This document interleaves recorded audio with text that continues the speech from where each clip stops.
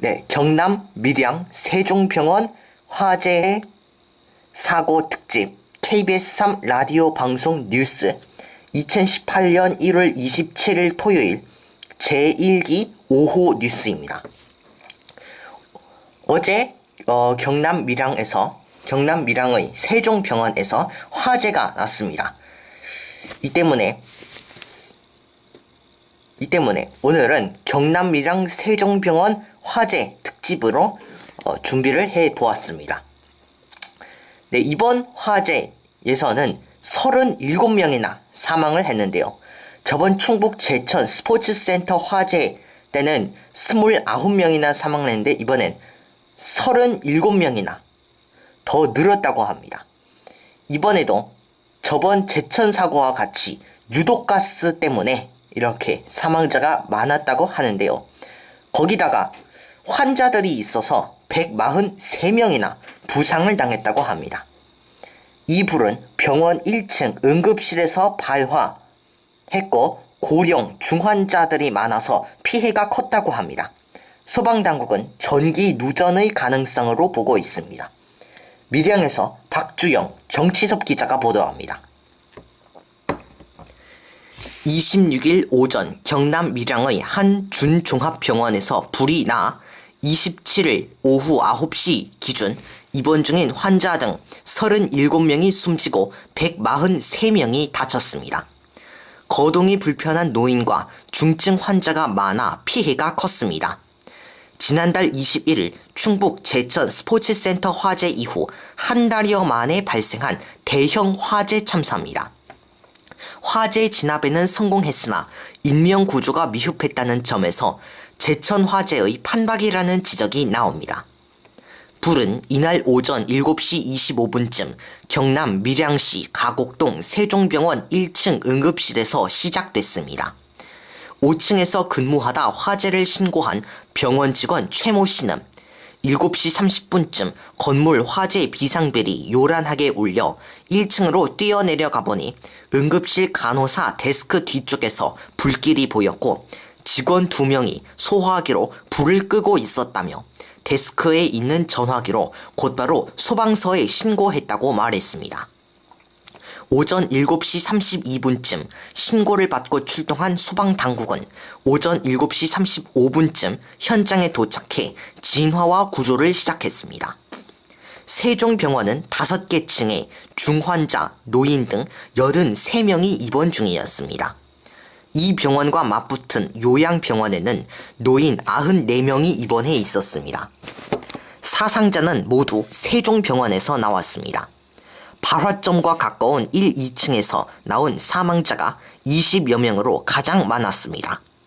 2층 사망자는 김모, 박모 씨 등 주로 노인이거나 거동이 불편한 환자, 산소호흡기를 끼고 있는 중환자가 다수여서 구조 후 숨진 사람이 많았습니다. 특히 침상의 매트리스가 불에 타면서 유독가스가 많이 발생했습니다. 밀양시 보건소 측은 사망자들은 모두 질식사했다고 말했습니다. 당시 병원에는 의사, 간호사 등 9명이 근무 중이었습니다. 병원 직원 중에는 응급실 당직의 민모 씨, 2층에서 근무 중이었던 김모 간호사와 김모 간호조무사 등 3명이 숨졌습니다. 소방당국은 응급실에 설치한 스탠드형 난방기구와 천장 등에서 불꽃이 튀었다는 병원 직원들의 증언으로 볼 때 전기 누전일 가능성이 있다고 말했습니다. 밀양에서 KBS 뉴스 박주영, 정치섭입니다. 네, 총괄 기자 집중 보도입니다. 저는 정치섭 기자입니다. 제가 이번 화재 사건, 화재 참사를 총괄하여 집중적으로 보도하도록 하겠습니다. 네, 이번 화재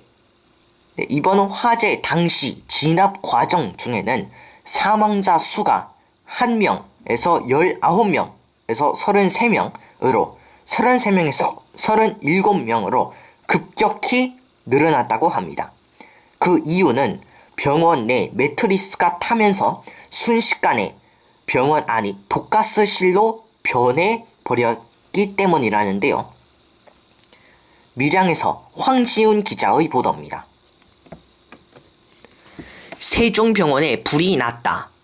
26일 오전 7시 32분쯤 경남 밀양시 가곡 119 안전센터에 신고가 들어왔습니다. 소방대원 11명과 소방차 등이 출동, 오전 7시 35분쯤 세종병원 앞에 도착했습니다. 신고 접수 3분 만이었습니다. 소방대는 1층 불을 잡기 위해 진압하려 했습니다. 화염과 연기가 너무 거세 실패했습니다. 소방대는 1층 화재를 진압하면서 2층에 사다리를 놓고 들어가 구조 작업을 시작했습니다. 불은 3시간 만에 완전 진화했습니다. 그동안 사망자는 0명에서 1명, 19명, 33명, 37명으로 급격히 늘었습니다. 다른 병원으로 옮겨진 응급 환자들이 이송 중 병원에 도착 치료 중 사망했기 때문입니다. 화재가 발생한 1층 응급실 내부 방범 카메라 화면을 보면 안내 데스크 뒤 탈의실에서 처음 연기가 나오기 시작했습니다. 그로부터 약 10초 만에 검은 농연, 짙은 연기가 응급실 내부 전체를 뒤덮었습니다. 화면이 전혀 안 보일 정도였습니다. 뒤이어 불씨가 안내 데스크 부근으로 번지기 시작했습니다. 목격자들에 따르면 불은 2층으로 번지지 않았습니다. 하지만 농연이 중앙 계단을 타고 2층으로 삽시간에 번졌습니다. 이 유독가스를 마시고 2층에서만 전체 사망자의 절반에 가까운 18명의 희생자가 발생했습니다. 이는 지난달 21일 제천 스포츠센터 화재와 닮은 꼴입니다. 당시에도 1층 주차장 천장에서 화재가 발생했지만 29명 사망자 중 20명이 2층 여성 사우나에서 나왔습니다. 그때도 직접적인 불길보다 중앙 계단을 타고 올라간 유독가스를 들이마시고 숨졌습니다. 이번 밀양 화재 참사에서 희생자가 갈수록 늘었던 것도 유독가스 때문이었습니다. 질식 상태에서 다른 병원으로 이송된 환자들이 숨졌기 때문입니다. 구조된 고령 노인과 중증 환자 등이 이송과 치료 중 사망했습니다. 주민 이모 씨는 불이 났다고 해 나와봤더니 병원 2층 오른쪽 끝 창문으로 연기가 뿜어져 나왔다고 말했습니다. 화재 현장과 차로 5분쯤 거리에 있는 밀양 소방서는 직원 160여 명 전원 출근하라는 비상을 걸었습니다. 이내 소방관 50여 명과 소방차 등이 출동했습니다. 소방관들은 2층 창문에 사다리를 놓고 건물 안으로 들어갔습니다. 병원 건물에 진입한 소방관들은 1층에서 2층으로 올라온 불길이 더 빨리 번지지 않도록 막고 2에서 5층에 있는 환자들을 구조했습니다. 이날 오전 9시쯤 병원 안에 있는 환자들을 모두 대피시켰습니다. 제천 화재 참사 때는 가연성 외장재 때문에 불길과 유독가스가 삽시간에 번졌습니다. 이번에는 입원실의 매트리스와 담요, 의료 장비가 불쏘시개가 됐습니다. 2층에서 탈출한 환자 김모 씨는 불이 났다고 해 복도로 나와보니 환자들이 몰려있는데 까만 연기가 시커멓게 팍 치고 올라왔다며 매캐한 냄새가 심해 머리가 핑 돌고 무서웠다고 말했습니다. 전문가들은 의료 장비에 쓰이는 각종 플라스틱과 이불 때문에 유독가스가 심했을 것이라고 지적합니다. 21명이 숨진 2014년 장성 요양병원 화재 사고의 경우 커튼, 침대 등이 타면서 발생한 유독가스가 6분 만에 사방으로 퍼져 잠든 치매, 중풍 환자들의 피해가 컸습니다. 이날 오전 7시 50분쯤 현장에 도착했다는 한 소방관은 화재 진압에 쓰는 산소통은 보통 호흡으로 40분가량 쓸 수 있다며, 그런데 오늘 진화 구조에 나선 소방관들은 1시간도 채 안 되는 시간에 산소통 2개씩을 써야 했을 정도로 유독가스 등이 많았다고 할 수 있다고 말했습니다. 제천 화재 때처럼 필로티, 벽 없이 기둥으로 건물을 떠받치는 구조 형태의 건물 구조가 화재를 키웠다는 지적이 있습니다. 화재가 발생한 세종병원과 요양병원은 2층 통로로 이어져 있습니다. 그 사이에 지붕을 둔 1층 로비처럼 돼 있어 필로티 구조와 닮았습니다. 이 때문에 두 건물 사이에 바람이 불면서 1층 응급실 불길을 키웠다는 것입니다. 밀양 소방서는 오전 7시 45분 경남도 소방본부에 출동을 요청했습니다. 소방서 측은 당시 밀양의 인력만으로는 신속한 구조와 진압이 어렵다고 판단, 도 소방본부 측에 지원해 줄 것을 요청했다고 말했습니다. 이어 경남 특수구조단, 김해, 창원, 양산, 창녕 등 인근 소방서에서도 출동했습니다. 거리에 따라 30분에서 1시간가량 사이 현장에 도착, 구조에 투입됐습니다. 동원된 인원은 모두 325명이었습니다. 장비는 소방차, 펌프차, 사다리차, 구급차 등 63대가 출동했습니다. 소방당국은 화마와의 사투를 통해 오전 9시쯤 2개 병원 안에 있는 환자 170여 명을 모두 대피시켰습니다. 소방당국 측은 세종병원 전층에 대한 조사를 벌여 오전 9시 18분에 병원 안에 더 이상 환자들이 없다는 결론을 내렸다고 말했습니다.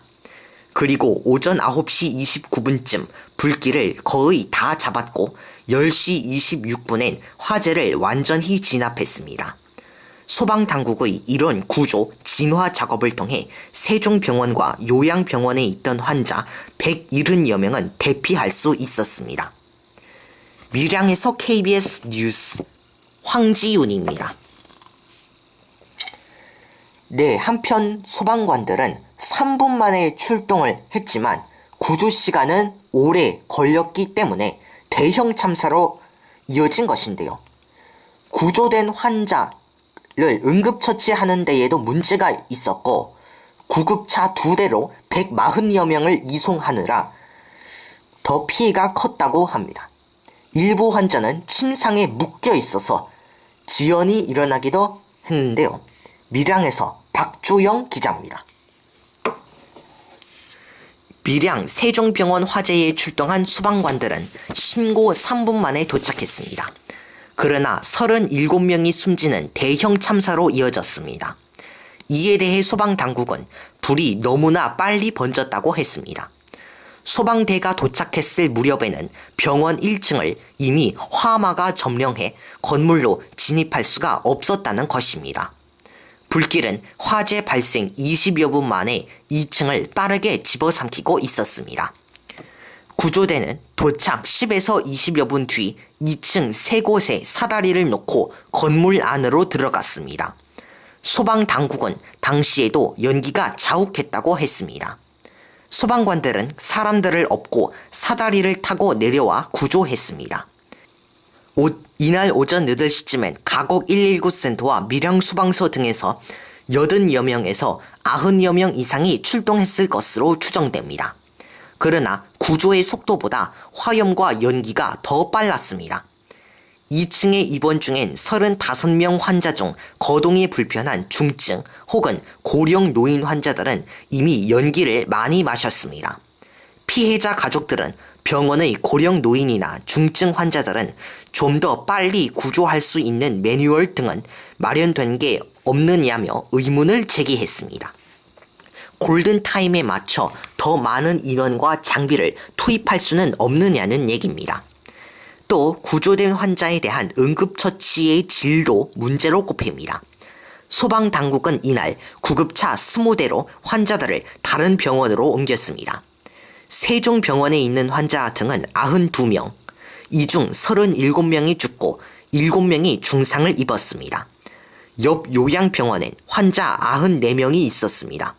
소방대가 인명구조를 사실상 마친 1시간 30분여 동안 오전 9시까지 140여 명을 다른 병원으로 이송했습니다. 그러나 각 구급차에는 산소호흡기 2대, 인공호흡 장비 1대 등만 갖춰져 있었습니다. 환자 가족들은 구급차 수와 장비가 적어 응급조치를 제때에 못한 것이 아니냐고 지적했습니다. 병원 측의 화재 당시 대응 요령과 교육에도 문제가 있었을 것으로 보입니다.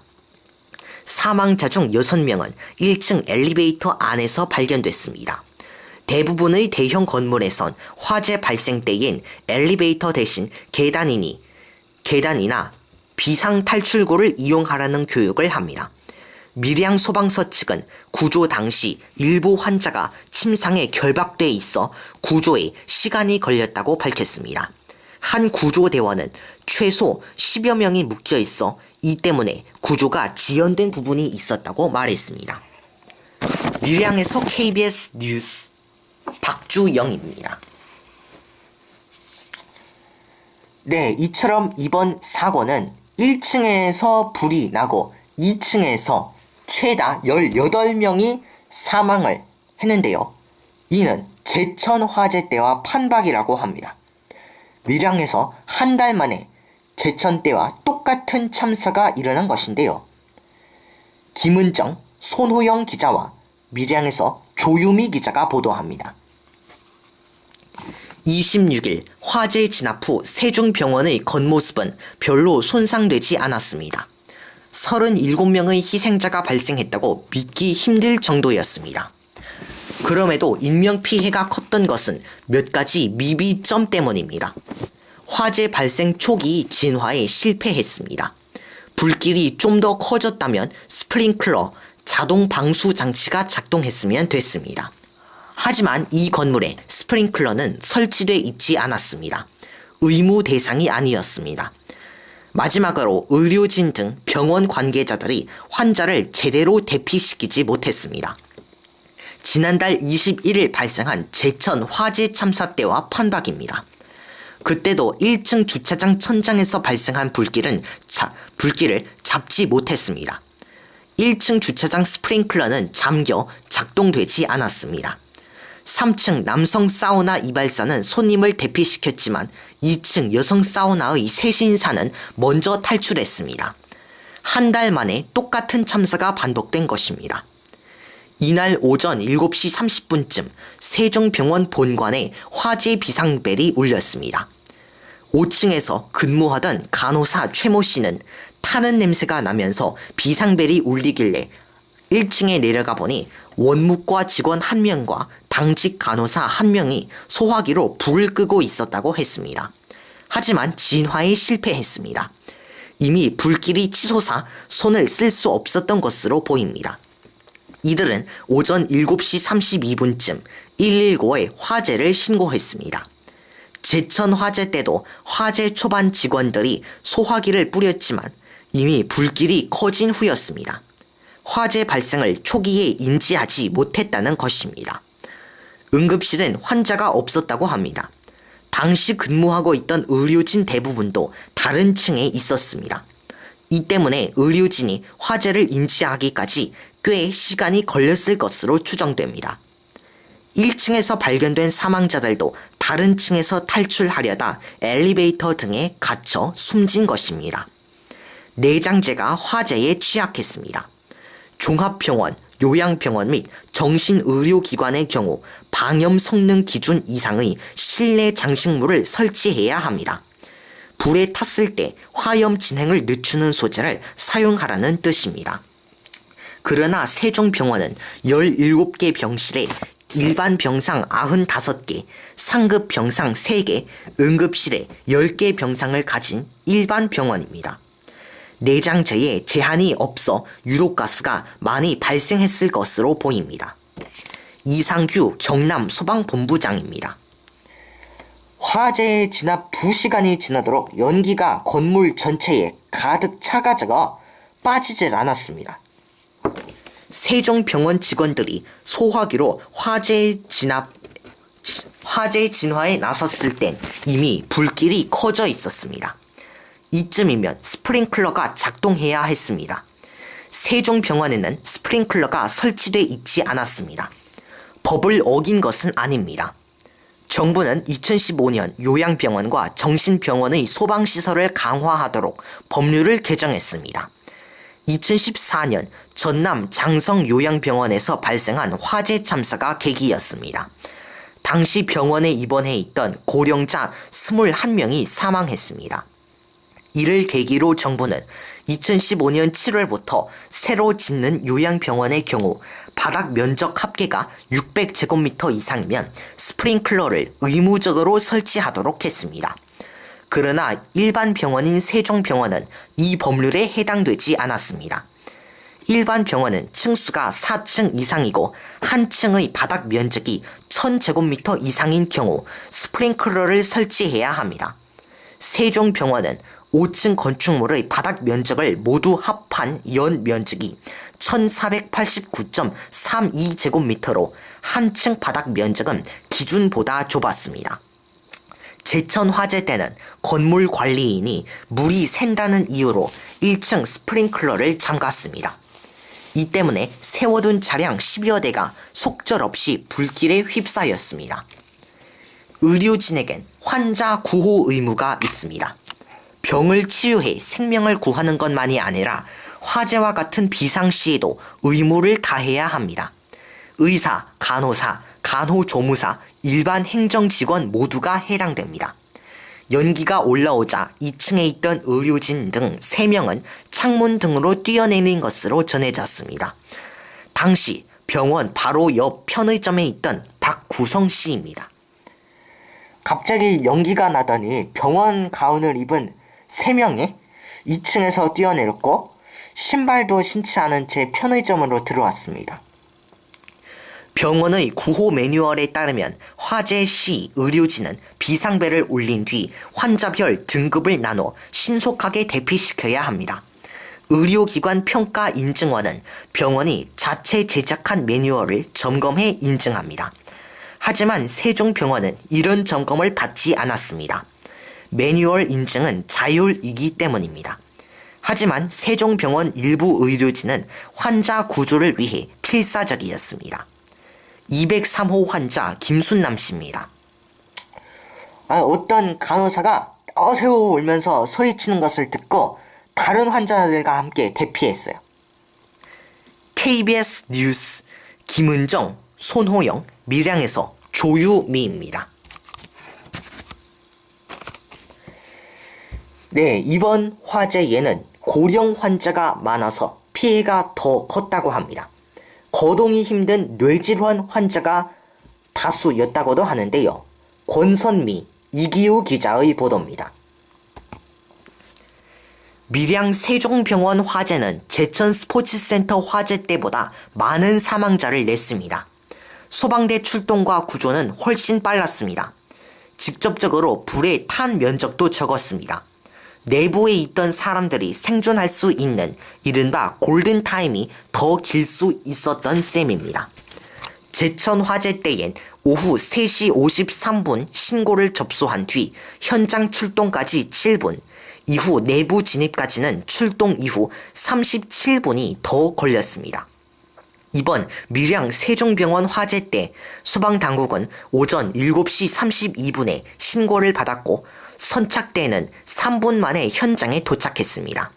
하지만 결과적으로 희생은 제천 화재 때보다 컸습니다.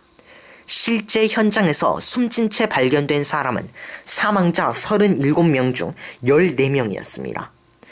나머지 23명은 병원 이송 중 숨졌습니다. 산소호흡기를 달고 있거나 고령의 중환자여서 유독 가스에 취약했기 때문입니다. 사망자들의 평균 나이는 80.54세였습니다. 70대 6명, 80대 11명, 90대가 14명이고 최고령자는 98세였습니다. 환자 중 거동이 힘든 이들이 많아 대피가 어려웠습니다. 이 병원은 노인 환자들이 주로 찾습니다. 경남 밀양의 EMS 응급 환자 이송센터 현철호 사무장입니다. 밀양은 노인층이 많은데 이 지역 노인들은 대부분 이 병원을 이용했습니다. 주로 움직이기 힘든 뇌경색, 뇌출혈, 치매 등 뇌질환 환자가 많습니다. 최돈묵 가천대 소방방재공학과 교수입니다. 화재 현장과 119 안전센터의 거리가 500m였고 불법 주차 차량이 없었기 때문에 신속한 대응이 가능했습니다. 하지만 대부분 환자들이 일반인보다 대피 능력이 떨어지는 피난 약자였기 때문에 유독가스를 피하기 어려웠을 것이고 호흡 능력이 떨어지기 때문에 더 취약했을 것입니다. 백동현 가천대 소방방재공학과 교수입니다. 고령의 환자들이 구조되어서 밖으로 나와서도 영하 12도의 한파를 견디기 힘들었을 겁니다. KBS 뉴스 권선미 이기우입니다. 네, 하지만 바로 옆 요양병원에는 불길이 번지지 않아서 환자 94명이 무사했다고 합니다. 김선엽, 허상우 기자입니다. 세종병원 바로 옆 별관에는 같은 효성의료재단이 운영하는 세종요양병원이 있었습니다. 이곳에 94명의 환자가 있었지만 모두 무사했습니다. 두 건물은 2층에서 10m 길이 연결 통로로 이어져 있지만 완전히 붙어 있지는 않습니다. 세종병원 1층에서 난 불이 요양병원으로까지 번지지 않았습니다. 요양병원 환자들은 대부분 치매 노인들이었습니다. 당시 요양병원에는 9명의 의료진 직원이 있었습니다. 직원들과 소방구조대가 화재 발생 직후 환자들을 조직적으로 대피시켰습니다. 3, 5, 6층에서 미끄럼틀 형태의 비상용 탈출 기구 슬라이드를 펼쳐 환자들을 탈출시켰습니다. 지나가던 시민들도 가던 길을 멈추고 구조대를 붙잡아 환자들이 안전하게 대피할 수 있도록 도왔습니다. 소방당국은 요양병원에 입원 중인 환자가 94명인 것을 파악하고 1차적으로 이들을 대피시켰다며 다친 사람도 한 명 없다고 했습니다. 요양병원에도 스프링클러는 설치돼 있지 않았습니다. 2014년 전남 장성 요양병원 화재 참사 후 요양병원에 스프링클러 설치가 의무화됐습니다. 하지만 세종 요양병원은 2015년 이전부터 운영되어 온 만큼 오는 6월까지 유예기간 적용을 받고 있었습니다. 불이 요양병원으로 번졌더라면 더 큰 참사로 이어질 수 있는 상황이었습니다. KBS 뉴스 김선엽, 허상우입니다. 네, 저는 다시 아나운서 김생철입니다. 이어서 다음 소식 전해주도록 하겠습니다. 네, 이명박 전 대통령의 친형 이상득 전 의원이 특활비 1억 수수 혐의로 검찰에 휠체어를 타고 출두했습니다. 4시간 만에 귀가를 했다고 하는데요. 엄보훈 기자가 보도합니다. 국가정보원 특수활동비 1억여 원 수수 혐의를 받는 이상득 전 국회의원이 26일 검찰에 출석했습니다. 지난 24일 갑자기 쓰러져 서울대 병원에서 입원 치료를 받던 그는 이날 오전 10시 20분쯤 병원 구급차를 타고 서울중앙지검 청사에 도착했습니다. 구급차에서 내린 그는 휠체어로 옮겨 타고 청사 입구로 들어섰습니다. 회색 모자와 목도리, 장갑으로 몸을 감싼 모습이었습니다. 취재진이 원세훈 전 국정원장의 사퇴 압박 무마 대가로 돈을 받았느냐는 등의 질문을 했지만 그는 눈을 감은 채 아무 말도 하지 않았습니다. 건강 문제 때문에 조사는 4시간 만에 끝났습니다. 그는 오후 2시 40분쯤 구급차를 타고 검찰을 떠났습니다. 검찰 관계자는 이 전 의원이 건강상 이유로 정상적인 조사를 받기 어렵다고 해 일단 귀가시켰다며 재조사 여부와 방식은 나중에 결정하겠다고 했습니다. 이 전 의원은 자신의 혐의를 전면 부인한 것으로 전해졌습니다. KBS 뉴스 엄보온입니다. 네, 이어서 최순실 씨와 박근혜 전 대통령 재판 관련 소식입니다. 최 씨와 박 전 대통령의 1심 선고를 앞두고 최 씨 변호인과 박 전 대통령의 변호인이 충돌했습니다. 박 전 대통령 변호인인 유영하 변호사는 최순실이 대통령을 속였으니 최 씨가 그 사실을 털어놔야 한다고 했고, 최 씨의 변호사인 이경재 변호사는 검찰만 특보는 자충수라며 이제 와서 자백이 무슨 소용이냐고 했습니다. 신수지 기자의 보도입니다. 박근혜 전 대통령과 최순실 씨의 변호인들이 1심 선고를 앞두고 때 아닌 진실 공방을 벌이고 있습니다. 최 씨 변호인 이경재 변호사는 26일 박 전 대통령 변호인이었던 유영하 변호사의 언론 인터뷰 내용을 두고 검찰에만 득이 되는 자충수에 불과하다며 대통령의 진의가 아닐 것이라며 반발했습니다. 유 변호사는 전날 언론 인터뷰에서 최 씨에 대해 박 전 대통령은 몇 번이나 내가 속은 것 같다고 했다며 2016년 9월 비핵 문제가 터졌을 때 독일에 있는 최 씨에게 전화해 사실 여부를 물었지만 최 씨가 비핵이 뭐냐며 잡아뗐다고 한다고 말했습니다. 비핵은 최 씨가 삼성으로부터 승마 지원을 받기 위해 설립했다는 독일 현지 법인입니다. 그러면서 이제라도 최 씨는 자기가 박 전 대통령을 속였다는 걸 털어놔야 하는데 그걸 안 하고 있다고 했습니다. 이에 대해 이 변호사는 유 변호사가 피아 구분을 하지 못하고 있는 것 같다며 그의 주장은 검찰이 최 씨를 불러놓고 계속 추궁하던 내용이라고 했습니다. 그는 이제 와서 최 씨가 대통령을 속였다는 걸 자백한들 대통령에게 무슨 이득이 있느냐며 전쟁 지휘자가 쫄병에게 잘못을 떠미는 거나 마찬가지인데 박 전 대통령은 그런 분이 아니라고 했습니다. 이 변호사는 이날 오후 서울 동부구치소를 찾아 최 씨를 접견했습니다. 인터뷰 기사를 보여주자 최 씨는 대통령이 그런 말을 했으리라고 믿지 않는다며 괴로워했다고 합니다. 이 변호사는 최 씨는 대통령에게 삼성 승마 지원 사실을 알리지 않은 것은 알릴 필요가 없었기 때문이지 속인 게 아니라고 항변했다고 말했습니다. 대통령과 무관하게 박원호 전 대한승마협회 전무가 주도해 삼성전자와 승마 지원을 논의했기 때문에 대통령에게 이를 말할 이유가 없었다는 주장입니다. 유 변호사가 전한 박 전 대통령과 최 씨 사이의 통화 내용도 사실과 다르다고 했습니다. 당시 박 전 대통령은 최 씨에게 의혹이 많은데 어떻게 된 거냐는 취지로 큰 틀에서 물었고 최 씨는 특별히 이득을 노리고 한 게 아니라며 내가 들어가서 해명하겠다고 답했다는 것입니다. 이 변호사는 검찰이 두 사람 사이의 통화 내용을 알 수 없으니 통화 횟수만 잔뜩 내세워 공모 관계를 입증하려는 상황이라며 변호인이 왜 앞장서서 통화 내용을 공개한 것인지 의문이고 검찰이 맞추지 못한 퍼즐을 맞춰준 것이라고 했습니다. 최 씨는 다음 달 13일 1심 선고를 앞두고 있습니다. 박 전 대통령 재판도 이르면 다음 달 중 선고가 이루어질 전망입니다. KBS 뉴스 신수지입니다.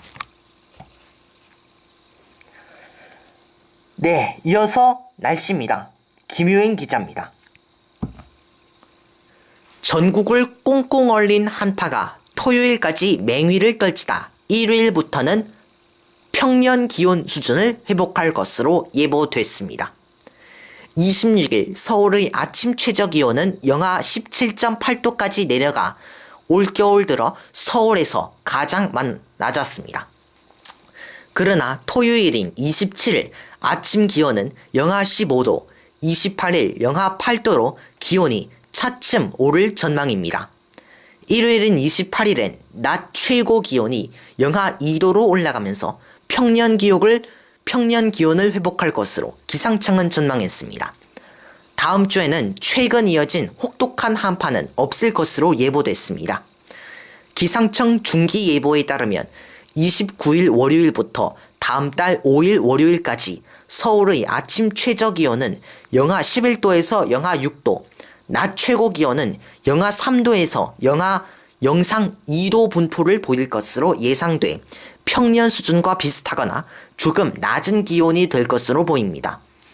특히 31일과 다음 달 1일에는 서울의 낮 최고 기온이 2도까지 올라 영상 기온을 회복할 전망입니다.